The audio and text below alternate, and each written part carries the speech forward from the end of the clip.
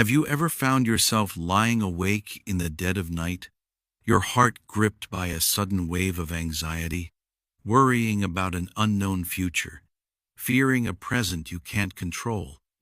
It can feel like you're walking alone through a wild, storm-swept field, with no direction and no light to guide you. If that feels familiar, then today, I want to invite you to set down that heavy burden, just for a moment. Let's walk together into a place of ancient wisdom and rediscover the strength that helps us stand firm, even in the storm. We feel fear because at our core we feel exposed. We feel defenseless. Like a sheep facing a wolf, our deepest instinct is to find a safe fold, a secure shelter. This longing for protection, for a place to belong, is written into the very fabric of our being. Thousands of years ago, a writer who knew this feeling of distress all too well penned these words. They aren't an empty platitude, but a declaration made from within a real-life struggle. Whoever dwells in the shelter of the Most High will rest in the shadow of the Almighty. I will say of the Lord, He is my refuge and my fortress, my God in whom I trust. He will cover you with His feathers, and under His wings you will find refuge. His faithfulness will be your shield and rampart. You will not fear the terror of night, nor the arrow that flies by day, nor the pestilence that stalks in the darkness, nor the plague that destroys at midday. From Psalm 91:1-2, 4-6 NIV. This isn't just beautiful poetry. It's an invitation to make a choice to believe that even in our darkest moments, a shelter exists, that there are wings to run to for safety. This is the first step toward finding peace, to acknowledge where our true refuge lies. I think of Sarah, a young woman about to graduate, who was losing sleep for weeks, paralyzed by the uncertainty of it all. She began to meditate on this passage each morning, consciously handing her fears over to that Most High. She said, "Slowly, I started to feel like I wasn't fighting alone. And that gave me a strange new courage to actually send out my resume and face whatever came next." Take a quiet moment right now. What is the one thing that is causing you the most fear? And where are you looking for your refuge? If fear is our reaction to a clear and present danger, anxiety is its ghost. It's the worry about what if. What if I fail? What if they reject me? This constant internal monologue can be more exhausting than any real-world problem.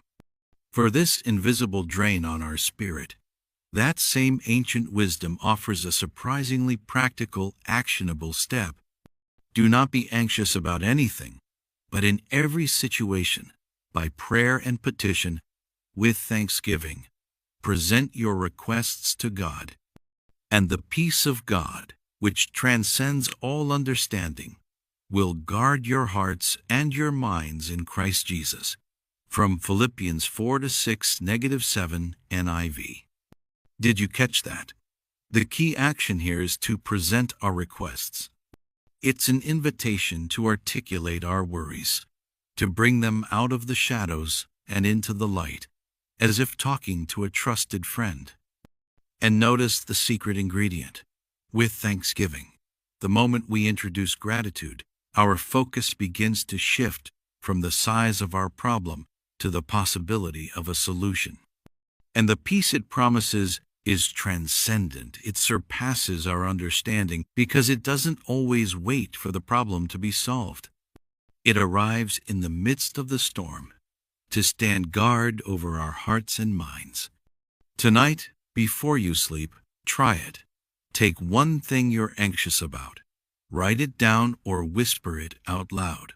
Simply present it and see how it feels to let it go. We've found our shelter and learned to present our worries, but the road of life will still have its valleys.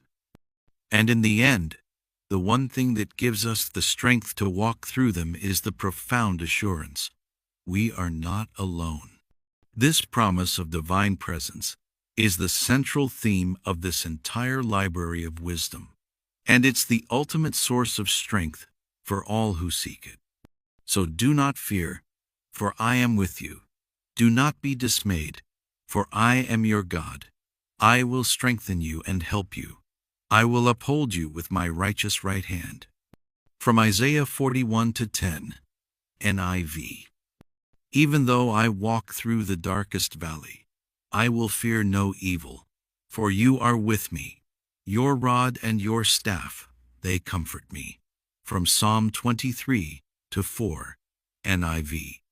Come to me, all you who are weary and burdened, and I will give you rest.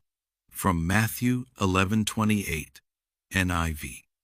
So, my friend, the next time you feel the grip of anxiety and fear, remember these 3 steps. Acknowledge your refuge. Practice presenting your worries. And trust with all your heart that you are not walking alone.